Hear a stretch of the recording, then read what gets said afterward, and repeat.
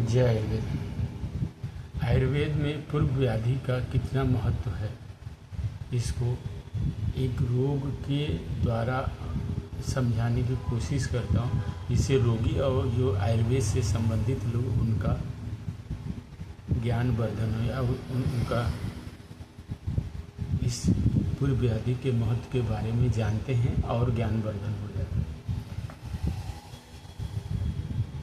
कोई भी रोगी आता है आयुर्वेद चिकित्सा के लिए। एक सज्जन मेरे पास कल आए, मधुमेह के रोगी थे और स्मार्ट थे। वो यही चाहते थे कि बस एक औषधि लिखते और उसको बस मैं खा के और बताता रहूँ। जब मैं नहीं उनकी बात से कन्विंस हुआ, देख रहे तो फिर कहने डॉक्टर साहब आज तो मैं आपको फीस दे दूँगा और दवा आप लिख दीजिए, मैं अपना खाता रहूँ। तो मैंने कहा कि भाई आप बताइए, इस मधुमेह के अलावा आपको बचपन से कोई व्याधि या कुछ रोग हुआ हो तो बताइए। उसी के आधार पर चिकित्सक सब फिर भी नहीं माने। मैं चिकित्सक हूँ, मुझे भी अपना जीवन चलाना है, तो फिर मैंने उनकी बात मानी और एक दो पैसे पेटेंट औषधियाँ लिख दी। उसमें भी कहने लगे कि ब्रांडेड में भी टॉप क्लास से लिखें। चलो वो भी कर दिया। कुछ दवाइयाँ ऐसी रहती है कि हर चिकित्सक का अपना विश्वास रहता है, वार्ता करता है। बनाता हूँ मैं दवाइयाँ खुद, नहीं माने तो केवल मैं ब्रांडेड ही लिख दिया। चलो ठीक है, आप ले जाओ। अब मैं बात करता हूँ पूर्व व्याधि का महत्व क्या है।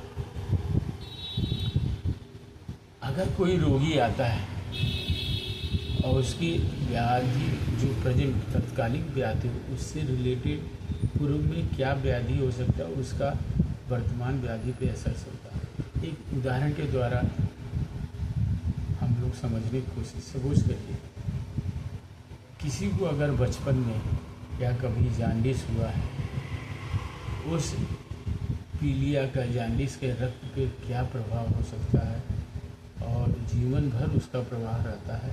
क्यों होता है, एक उदाहरण से समझ सकते। सपोज करिए हम लोग भोजन करते हैं, उसमें 2-3 रोटियां होती हैं, 1-2 कटोरी दाल, फिर सब्जी, सलाद, चावल और पापड़, ये सब रहता है। अगर हम लोग को उसे छोटा जो मिक्सर का जार होता है उसमें भर दें, शायद ये फुल हो जाए। वो भी वो 3-4 घंटे में वो जो पित्त है, जो पाचन से परिवर्तन करता है, उसको बिल्कुल परफेक्ट डाइजेशन करके मल के रूप का वो मल जो है तैरता है। जबकि भोजन सब पृथ्वी तत्व से बना हुआ है, सब जितना भी आहार लेते हैं वो पृथ्वी तत्व का रहता है, उसमें गुरुता भारीपन है, फिर भी वो पाचन से परिवर्तन वो मल तैरता है। सपोज करिए किसी को अगर